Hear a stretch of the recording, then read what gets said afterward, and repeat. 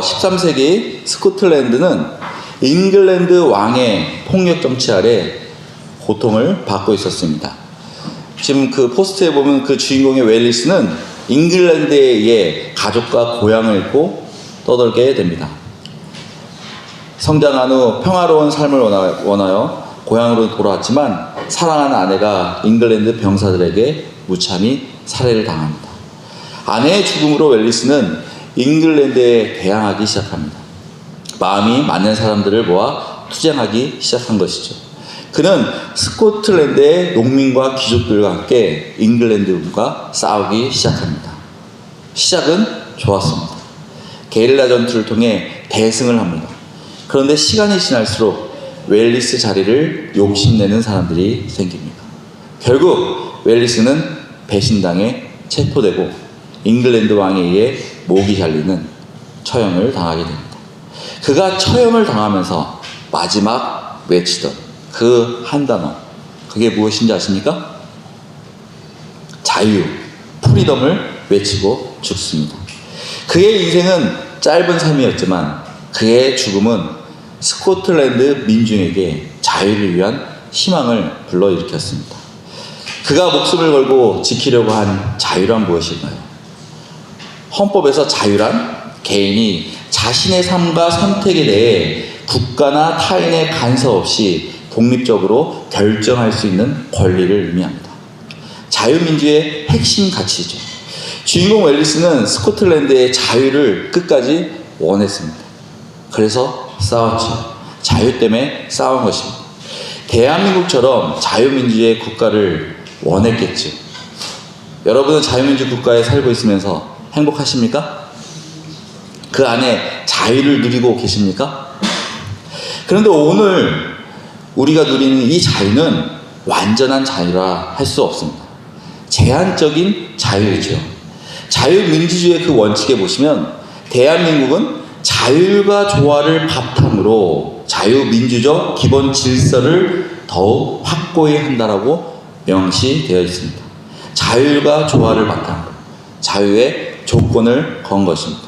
국민이 누려야 할 그 자유는 자율과 조화를 침범하지 않도록 기본 질서를 지키면서 우리가 누리는 바로 그런 법인 것입니다. 기본 질서가 없다면 어떻게 될까요? 아마 나 자신 혼자만의 자유를 주장한다면 혼란과 무질서가 발생하고 개인 간의 충돌이 일어날 것입니다. 예를 들어서 교통법규가 없다면 신호등과 차선 혼란으로 사고의 위험이 급증하겠죠. 모든 도로가 마비될 것입니다. 하은이, 하성이, 하영이 학교 다닐 때마다 차 타고 다니는 것이 불가하겠죠. 아마 걸어 다녀야 할 불편을 느낄 것입니다. 생각만 해도 끔찍하죠? 자유의 제한을 두는 것은 꼭 필요합니다. 여기 혹시 사춘기를 겪고 있는 형제자매 있습니까? 사춘기도 자유와 밀접한 관계가 있습니다. 사춘기도 그 신체적, 심리적, 사회적 급격히 변화가 일어나는 그 시대에 자유에 관한 새로운 인식과 요구가 나타나는 시기이기 때문입니다. 사춘기 때는 두 가지 질문을 자신에게 한다고 합니다. 첫 번째는 나는 누구인가? 그리고 나는 누가 될 것인가? 라는 고민 속에서 기존 부모의 권위 아래가 아닌 독립을 원하게 됩니다. 자유를 원하는 것이죠. 그리고 부모가 사회의 규칙에 대해 반발하게 됩니다. 자신의 자유를 억압하는 것과 충돌하게 되는 것이죠. 사춘기 때 제한된 자유를 잘 이해하고 잘 적용한다면 새로운 경험과 도전을 통해 창의성과 도전 정신이 발달되게 될 것입니다. 또 부모 중심에서 친구와 사회 중심으로 사회적 관계가 확장될 것입니다. 나 자신의 자유를 누리기 위해 자신의 선택에 따른 책임의식이 성장한다는 것이죠. 반대로 사춘기 때 자유를 잘못 추구하게 된다면 자유를 책임감 있는 선택이 아닌 제한 없는 행동으로 오해하여 자율성과 방종을 혼돈하게 됩니다. 육체적인 자유를 추구하게 되는 것이죠. 육체가 원하는 대로. 가끔 위험한 행동도 할 수 있죠. 뭐 흡연, 그 다음에 음주, 무모한 도전, 비행 등이 이루어질 수 있습니다. 나 자신의 자유를 추구하면서 부모와 사회와의 갈등이 심화되겠죠. 감정적으로 불안감을 느끼게 될 것입니다. 나 자신의 자유를 위해 억압하는 모든 것을 반항하게 됩니다. 도덕적 기준에 혼란이 생긴 것입니다. 사춘기는 자유에 대한 욕구가 급격히 증가하는 시기입니다. 이 시기에 제한된 자유, 책임과 도덕적 기준을 잘 이해하지 못한다면 나 자신의 육체적인 자유를 추구하게 되는 것이죠. 최근에 청소년의 그 사고들이 점점 많아지고 있습니다. 왜 그들이 그들만의 자유를 주장할까? 왜 갑자기 학교 적응도 못하고 또 교회 적응도 못하고 방황할까? 왜 갑자기 모든 것을 힘들어할까? 기술이 발전하면 발전할수록, 삶이 편해지면 편해질수록 이 문제는 더 심각하게 다가갈 것입니다. 아이들은 사회의 바람이 아닌, 부모의 바람이 아닌 나 자신의 자유를 원하는데, 청소년 문제가 심각해지면 심각해질수록 더 많은 질서와 규칙으로 자유를 제한하게 될 거라는 것입니다. 바로 악순환이 악순환으로 더 커지는 것이죠. 점점 커지는 사회적 문제로 드러나게 될 것입니다. 청소년의 사고방식이 급격히 변하고 성숙하면서 누군가 도와줘야 하는데, 누군가 옆에 있어줘야 하는데, 누군가 자기중심적 사고에서 벗어나 더 넓은 성경적 가치와 올바른 판단을 도와줘야 하는데, 모두가 바쁘다는 이유, 부모가 원하는 바람 때문에, 또 자녀들에게 많은 돈은 쓰고 있지만 아이가 정말 원하는 것을 알지 못하고 돌봐주지 못하고 관심을 가져주지 못하다 보니까 지도해주지 못하고, 그래서 일어난 일들이지 않나라는 생각이 듭니다. 이것이 다 사회적 책임이고 또 부모의 책임이고 교회의 책임이지 않나라는 생각을 가지게 됩니다. 본문으로 돌아와서 사회에서는 제한된 자유를 누리라고 하는데 성경에서는 완전한 자유를 누리라고 지금 말씀하고 있습니다. 13절에 형제들아 너희가 자유를 위하여 부르심을 입었으나 그러나 그 자유로 육체의 기회를 삼지 말고 오직 사랑으로 서로 종노릇하라. 자유를 위하여 부르심을 입었다라고 말씀하고 있습니다. 다시 말해 구원받은 하나님의 자녀가 된 우리들은 자유를 얻었다라는 것이죠. 그것도 제한된 자유가 아니라 완전한 자유를 얻었다는 것입니다. 여러분은 완전한 자유를 누리고 계십니까? 아니면 제한된 자유를 누리고 계십니까? 바울은 자유를 세 가지로 나누고 있습니다. 육체적인 자유, 그 다음에 율법적인 자유, 그리고 성령의 자유로 나누고 있습니다. 여러분은 어떤 자유를 누리고 계십니까? 오늘 본문을 통해서 각자 점검해보는 시간이 되길 바랍니다. 첫 번째로 육체적인 자유입니다. 육체적인 자유는 인간의 본능과 욕구에 따라 자신의 제약 없이 행동하려는 자유입니다. 다른 말로 인간의 본성적 자유 또는 죄에 종된 자유라고 합니다. 아담의 형상으로 온 자유죠. 육체적인 자유를 누리는 사람은 자신이 하고 싶은 것을 제한 없이 행하는 상태입니다. 하나님의 뜻이나 윤리적, 영적 기준과 상관없이 본능과 욕망에 따르는 것이죠. 우리는 창세기를 통해 함께 배웠습니다. 대홍수 이전에 인간의 그 타락한 모습을 보았죠. 그리고 소돔과 고모라의 그 성적으로 물러난 모습을 보았습니다. 본능과 욕망을 따르는 것은 인간이 동물처럼 사는 것이죠. 겉보기에는 자유로워 보이지만 실제로는 죄의 노예 상태에 놓여 있는 것입니다. 13절에 그 자유로 육체의 기회를 삼지 말라라고 강하게 명령하고 있습니다. 만약에 우리가 육체적인 자유를 계속적으로 누리게 되면 어떻게 될까요? 15절에 만일 서로 물고 먹으면 피차 멸망할까 조심하라. 맹수가 서로 싸울 때 그 물어뜯는 그 모습을 비유적으로 묘사하고 있습니다. 육체적인 자유는 서로를 공격하고 상처 입히는 관계로 변질될 수 있다는 것입니다. 결국 교회 내에서도 이러한 분쟁은 영적 공동체를 파괴하고 무너뜨릴 수 있다는 것이죠. 두 번째로 율법적인 자유입니다. 율법적인 자유는 하나님의 율법, 명령에 따라 살아가며 그 안에서 보호받는 자유입니다. 앞에서 말하는 그 제한된 자유와 비슷하죠. 우리가 법을 지키는 것과 비슷합니다. 율법은 인간의 죄성을 억제하고 공동체 안에서 질서와 정의를 유지하는 것입니다. 하지만 율법적인 자유도 완전하지 않습니다. 구약에서 이스라엘 백성의 모습을 보면 우리는 알 수 있습니다. 율법을 지나치게 강조하면 율법 준수 그 자체가 목적이 될 수 있다는 것입니다. 형식적으로 변질된 것이죠. 예수님은 마태복음 23장 23절에 율법을 엄격하게 지켰던 그 바리새인들에게 화를 내고 있습니다. 새 번역에 율법학자들과 바리새파 사람들아, 위선자들아, 너희에게 화가 있다. 너희는 박하와 희양과 근처의 실조는 드리면서 정의와 자비와 신의와 같은 율법의 더 중요한 요소들은 버렸다. 그것들도 소중히 하지 않아야 했지만 그것들로 마땅히 행해야 했다라고 말하고 있습니다. 바로 외적 행위에만 집중하고 되고 내적 동기와 믿음을 경시하게 되는 그 모습을 지금 경멸하고 있는 것이죠. 외적 행위에만 집중하고 내적 행위에만 내적 그 동기와 믿음을 잃은 것입니다. 율법 아래의 그 자유는 종종 형식적이고 제한적일 수 있습니다. 율법을 자주 이해하거나 적용하면 율법이 자유를 주기보다는 속박하는 작용이 될 수 있다는 것입니다.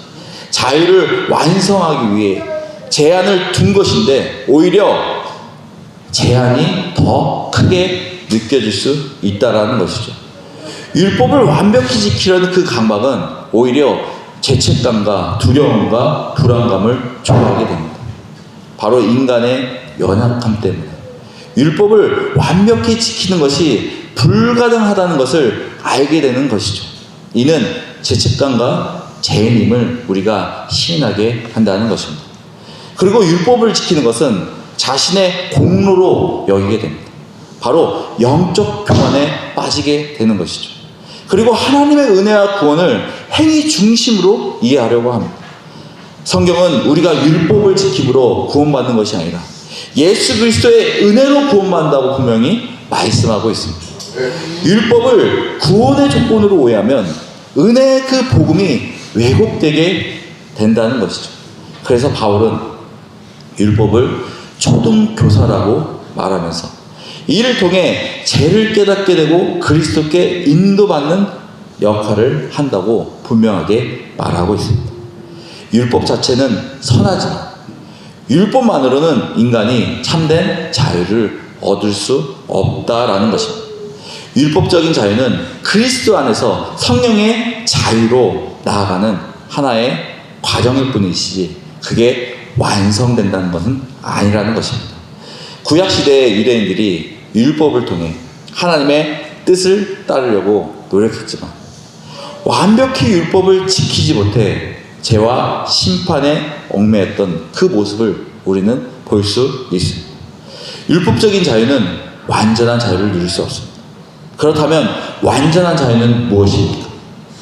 바로 예수 그리스도가 이루신 그 성령의 자유입니다.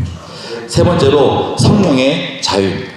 성령의 자유는 예수 그리스도 안에서 성령의 역사로 말미암아 죄와 사망의 권세에서 해방되어 하나님의 뜻에 따라 살아가는 진정한 자유입니다. 우리는 종과 상속자를 구분해야 합니다. 여러분은 하나님 앞에서 종이십니까? 아니면 상속자입니까? 종은 주인의 명령에 따라 움직여야 합니다. 그리고 권리와 소유가 없지요. 율법적인 자유를 누리는 것과 같습니다. 두려움과 복종 속에서 주님의 뜻에 의존해야 합니다. 하지만 상속자는 아버지와 자녀 관계 속에서 자유와 사랑을 누리며 상속권을 가진 자입니다. 이는 아버지의 은혜로 인해 하나님의 자녀로 선택받은 자인 것이죠. 상속자는 아버지의 모든 것을 물려받는 그 권리와 미래에 대한 약속을 받은 것입니다.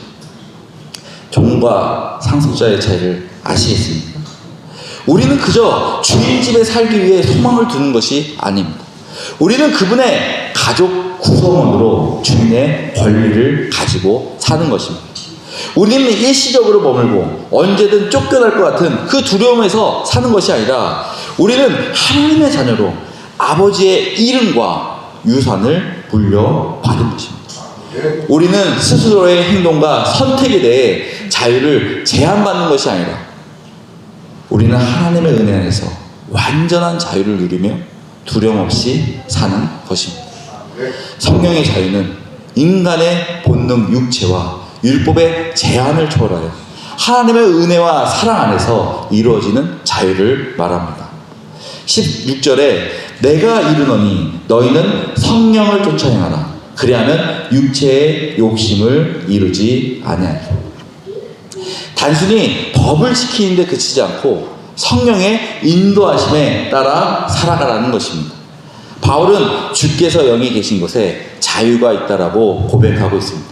바로 성령의 자유가 율법이나 육체의 억압을 초월한다고 지금 말하고 있는 것이죠.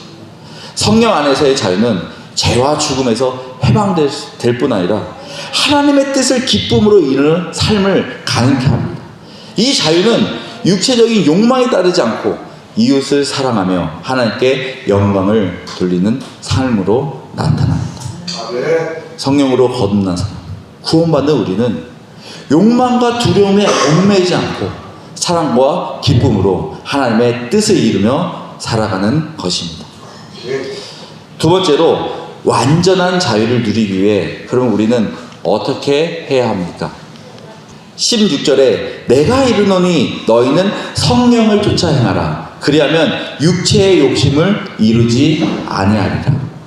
성령을 쫓아 행해야 합니다. 가끔 성령을 쫓아야 한다고 하면 어린 아이도 아닌데 나이가 지금 지긋이 먹었는데 나는 성인인데 좀 더 지적이고 나에게 맞는 방법을 알려달라는 그런 성도들도 의외로 많습니다. 여러분, 나이가 많다는 것도 하나님보다 우선이 되거나 말씀에 순종하는데 방해가 된다면 그것도 우상이 될 수 있습니다. 성경 어디에서 나이가 많다고 수고했다, 이제 그만 쉬어라 라는 말씀은 그 어디에도 없습니다. 하나님이 보시기에는 저와 여러분은 그저 어린아이일 뿐입니다. 우리가 평생 하나님의 말씀을 알기 위해서 노력하고 또 성경을 연구한다 한들 하나님을 우리가 얼마나 알겠습니까? 아마 건이가 부모를 이해하는 정도? 그 정도도 못하지 않는다. 어떻게 인간인 주제에 그 넓은 하나님을, 그 높은 하나님을 다 이해할 수 있겠습니까? 전지전능한 그 하나님에게는 우리는 그저 어린아이일 뿐인 것입니다. 어린아이에게 우리에게 무엇이 필요합니까? 우리가 잘하는 어린아이, 또 훌륭한 어린아이에게 뭐라고 칭찬하죠? 잘했다, 그렇죠? 또 참 어른스럽다라고 칭찬합니다. 참 어른스럽다, 어른처럼 생각하고 행동한다는 것이죠. 가장 좋은 방법이 무엇입니까? 아이가 가장 어른스러운 모습이 되려면 부모에게 묻고 행동하는 것이 가장 어른스러운 모습인 것입니다. 묻고 행동하는 습관 하면 누가 가장 먼저 생각나십니까? 다윗이죠. 다윗은 왕이면서도 전쟁에서도 위기 상황에서도 삶의 방향을 결정할 때 하나님께 묻고 행했습니다. 모든 일에 하나님을 우선시했죠. 하나님 중심의 삶을 살았습니다. 다윗이 세상적으로 지혜롭지 않았나요? 아니면 물질적으로 부족했나요? 아니면 속적인 사람이었나요? 그렇지 않죠. 그는 위대한 왕이었습니다. 그 당시 가장 강한 나라의 왕이었죠. 하지만 다윗도 가끔 실수할 때가 있습니다. 다윗은 군대가 전쟁 중에 왕국에 머물면서 바세바의 목욕하는 모습을 보게 됩니다. 그리고 그 모습 통해 욕망을 느끼게 되죠. 육체적 자유에 빠진 것입니다. 그 이후 어떻게 됩니까? 바세바와 간음하고 아이를 갖자 또 어떻게 합니까? 육체적인 자유 때문에 그 충성스러운 그 남편 우리아를 죽입니다. 육체적 자유 때문에 교만하게 된 것이죠. 불필요한 행동을 한 것입니다. 도덕적으로 타락한 것이죠. 자신의 잘못, 책임을 회피하게 됩니다. 하나님이 세우신 왕인데 왕답지 않은 행동을 한 것이죠. 하나님의 자녀답지 않은 행동을 한 것입니다. 17절에 육체의 소욕은 성령을 거스리고 성령의 소욕은 육체를 거스리나니 이 둘이 서로 대적함으로 너희의 원하는 것을 하지 못하게 하려 함이니라. 육체는 죄로 인해 타락한 인간의 본성을 가리킵니다. 육체의 소욕은 자기 중심성, 하나님의 뜻을 따르지 않는 그런 행동들이 보여지게 되죠. 성령은 예수 그리스도를 믿는 자들에게 주어진 하나님의 영입니다. 하나님의 자녀만이 누릴 수 있는 특권이죠. 하나밖에 없는 선물인 것입니다. 성령은 하나님의 뜻에 순종하도록 우리를 이끌어줍니다. 지금도 우리를 인도하고 있죠. 이 시간, 이 예배를 통해 여러분들에게도 말하고 있습니다. 내 안에 성령님이 지금 뭐라고 말하고 있습니다. 하나님의 뜻을, 내 안에 있는 성령님이 지금 뭐라고 말하고 있습니다. 의와 거룩함을 추구하라. 내 안에 성령님이 지금 뭐라고 말하고 있습니다. 하나님께 영광을 드리라고 말하고 있지 않습니까? 지금도 내 안에 싸우고 있습니다. 나 자신, 나의 어떤 중심적인 그 육체적인 생각과 성령님, 하나님의 뜻이 지금도 충돌하고 싸우고 있다라는 것입니다. 자기 욕망과 하나님의 뜻 사이에서 선택해야 하는 그 상황을 계속적으로 지금 만들고 있다라는 것입니다.